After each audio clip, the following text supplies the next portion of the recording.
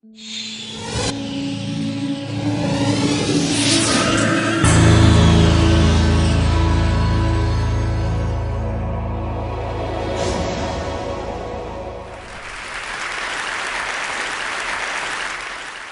now I don't want to alarm anybody in this room, but it's just come to my attention that the person to your right is a liar. Also, the person to your left is a liar. Also, the person sitting in your very seats is a liar. We're all liars. What I'm going to do today is I'm going to show you what the research says about why we're all liars, how you can become a lie spotter, and why you might want to go the extra mile and go from lie spotting to truth-seeking, and ultimately to trust building. Now, speaking of trust, ever since I wrote this book, Lie Spotting, no one wants to meet me in person anymore. No. They say, it's okay, we'll email you. I can't even get a coffee date at Starbucks. My husband's like, honey, deception. Maybe you could have focused on cooking. How about French cooking? So before we get started, what I'm going to do is I'm going to clarify my goal for you, which is not to teach a game of gotcha. Lie spotters aren't those nitpicky kids, those kids in the back of the room that are shouting, gotcha, gotcha. Your eyebrow twitched. You flared your nostril. I watched that TV show, Lie to Me. I know you're lying. No. Lie spotters are armed with scientific knowledge of how to spot deception. They use it to get to the truth. And they do what mature leaders do every day. They have difficult conversations with difficult people, sometimes during very difficult times. And they start up that path by accepting a core proposition. And that proposition is the following: lying is a cooperative act. Think about it. A lie has no power whatsoever by its mere utterance. Its power emerges when someone else agrees to believe the lie. So I know it may sound like tough love, but look, if at some point you got lied to, it's because you agreed to get lied to. Truth number one about lying. Lying's a cooperative act. Now, not all lies are harmful. Sometimes we're willing participants in deception for the sake of social dignity, maybe to keep a secret that should be kept secret. We say, nice song. Honey, you don't look fat in that, no. Or we say, favorite of the digerati. You know, I just fished that email out of my spam folder. I'm so sorry. But there are times when we are unwilling participants in deception, and that can have dramatic costs for us. Last year saw $997 billion in corporate fraud alone in the United States. That's an eyelash under $1 trillion. That's 7% of revenues. Deception can cost billions. Think Enron, Madoff, the mortgage crisis, or in the case of double agents and traitors like Robert Hansen or Aldrich Ames, lies can betray our country. They can compromise our security. They can undermine democracy. They can cause the deaths of those that defend us. Deception is actually serious business. This con man, Henry Oberlander, he was such an effective con man, British authorities say he could have undermined the entire banking system of the Western world. And you can't find this guy on Google. You can't find him anywhere. He was interviewed once, and he said the following. He said, look, I've got one rule. And this was Henry's rule. He said, look, everyone is willing to give you something. They're ready to give you something for whatever it is they're hungry for. And that's the crux of it. If you don't want to be deceived, you have to know, what is it that you're hungry for? And we all kind of hate to admit it. You know, we kind of wish we were better husbands, better wives, smarter, more powerful, taller, richer, the list goes on. Lying is an attempt to bridge that gap, to connect our wishes and our fantasies about who we wish we were, how we wish we could be, with what we're really like. And boy, are we willing to fill in those gaps in our lives with lies. On a given day, studies show that you may be lied to anywhere from 10 to 200 times. Now, granted, many of those are white lies. But in another study, it showed that strangers lied 3 times within the first 10 minutes of meeting each other. Now, when we first hear this data, we recoil. We can't believe how prevalent lying is. We're essentially against lying. But if you look more closely, the plot actually thickens.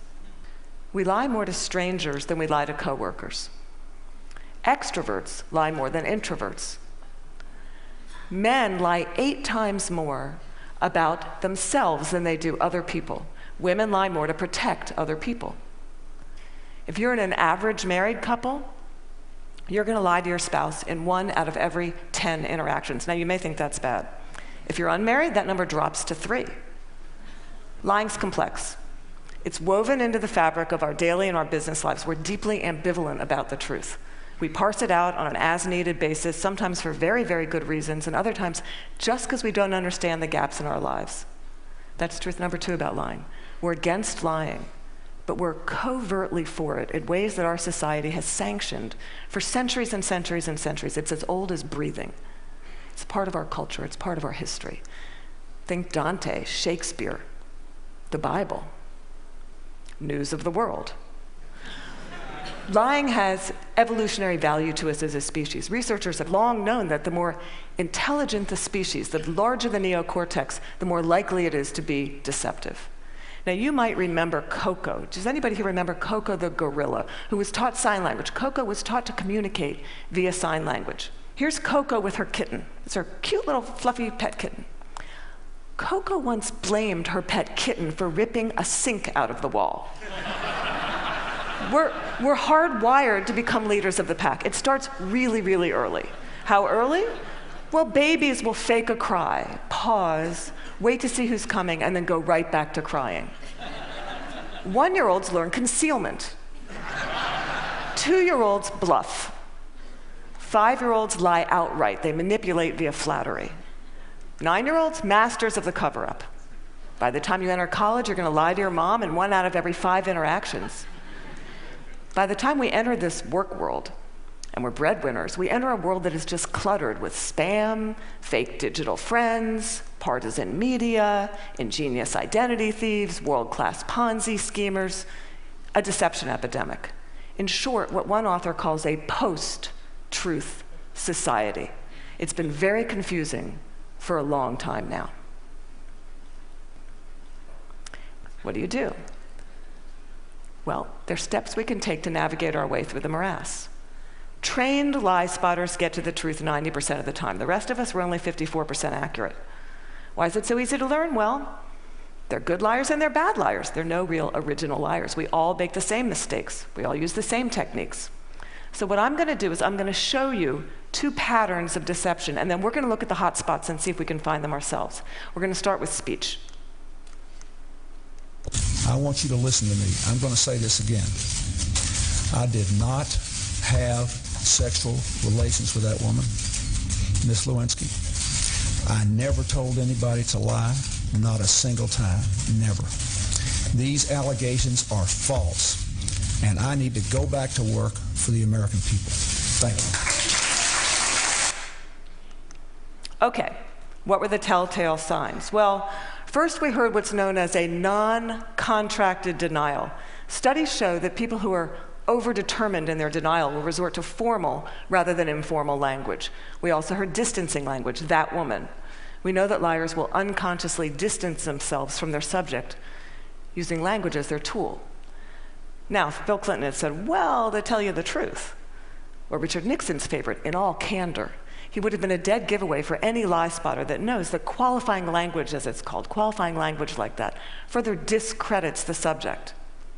Now, if he had repeated the question in its entirety, or if he had peppered his account with a little too much detail, and we're all really glad he didn't do that, he would have further discredited himself.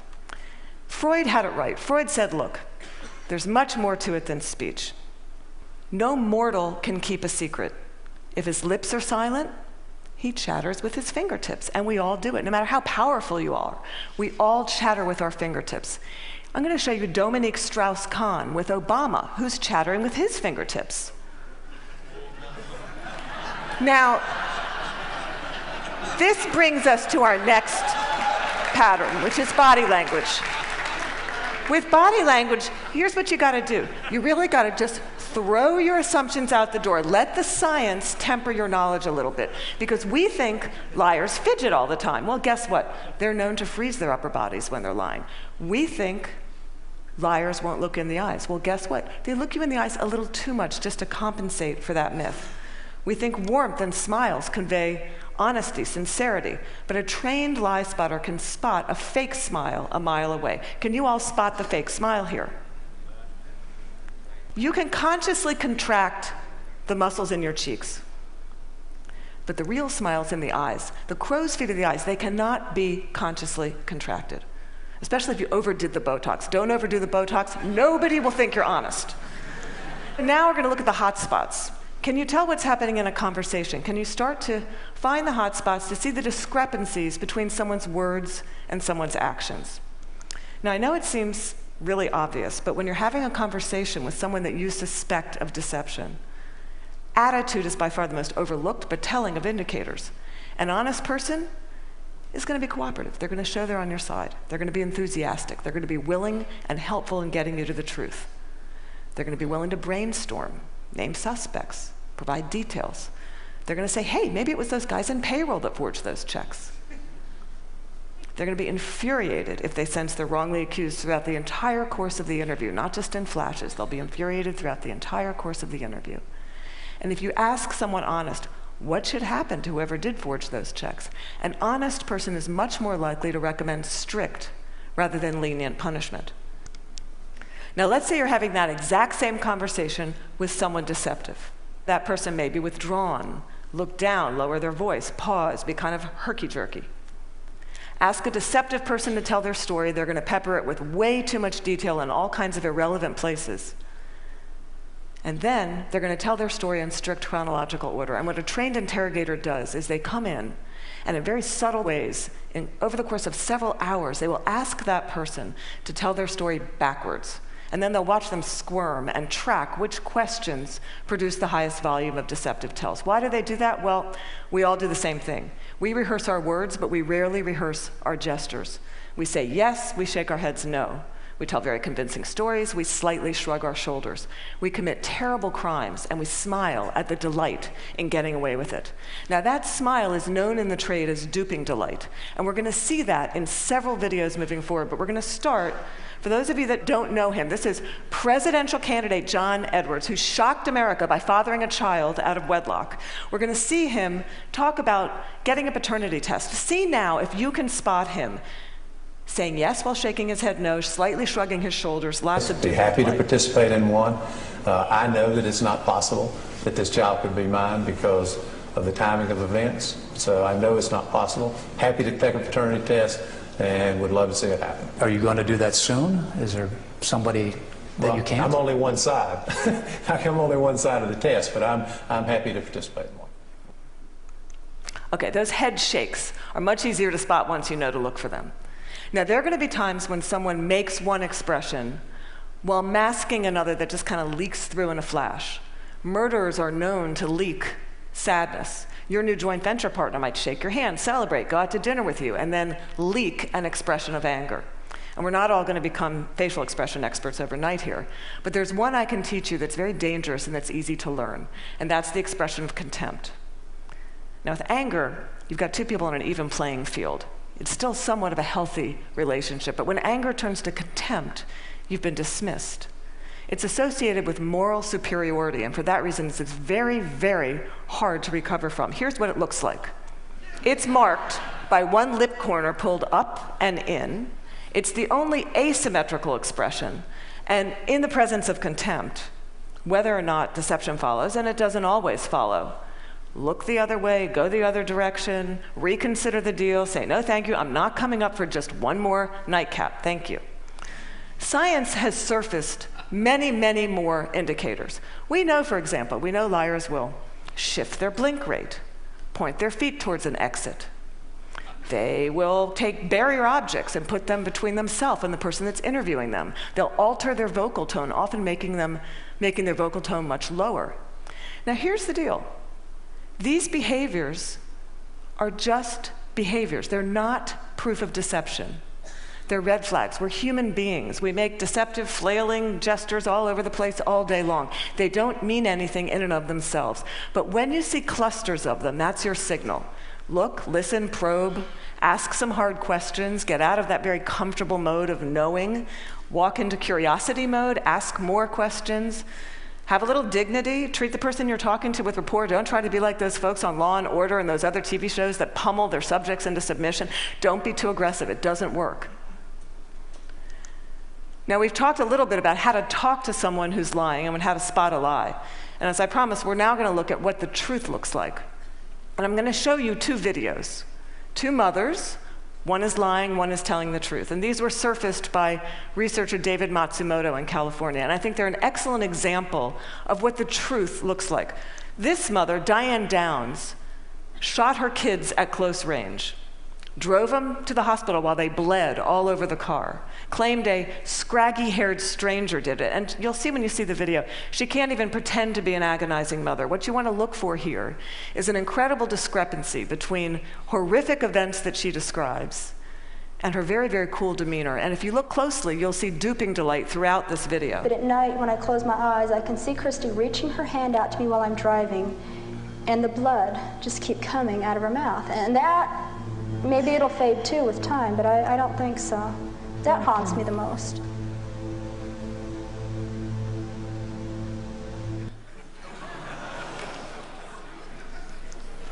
Now I'm going to show you a video of an actual grieving mother, Erin Runyon, confronting her daughter's murderer and torturer in court. Here you're going to see no false emotion, just the authentic expression of a mother's agony. I wrote the statement on the 3rd anniversary of the night you took my baby. And you hurt her, and you crushed her, you terrified her, until her heart stopped. And she fought, and I know she fought you. I know she looked at you with those amazing brown eyes, and you still wanted to kill her. And I don't understand it, and I never will. Okay, there's no doubting the veracity of those emotions. Now, the technology around what the truth looks like is progressing on, the science of it. We know, for example, that we now have specialized eye trackers, infrared brain scans, MRIs that can decode the signals that our bodies send out when we're trying to be deceptive. And these technologies are going to be marketed to all of us as panaceas for deceit. And they will prove incredibly useful someday. But you've got to ask yourself, in the meantime, who do you want on your side of the meeting? Someone who's trained in getting to the truth, or some guy who's going to drag a 400-pound electroencephalogram through the door? Lie spotters rely on human tools. They know, as someone once said, character's who you are in the dark. And what's kind of interesting is that today we have so little darkness. Our world is lit up 24 hours a day. It's transparent, with blogs and social networks broadcasting the buzz of a whole new generation of people that have made a choice to live their lives in public. It's a much more noisy world. So one challenge we have is to remember, oversharing, that's not honesty. Our manic tweeting and texting can blind us to the fact that the subtleties of human decency, character, integrity, that's still what matters. That's always what's going to matter. So in this much noisier world, it might make sense for us to be just a little bit more explicit about our moral code. When you combine the science of recognizing deception with the art of looking, listening, you exempt yourself from collaborating in a lie. You start up that path of being just a little bit more explicit because you signal to everyone around you. You say, hey, my world, our world, it's going to be an honest one. My world is going to be one where truth is strengthened and falsehood is recognized and marginalized. And when you do that, the ground around you starts to shift just a little bit. And that's the truth. Thank you.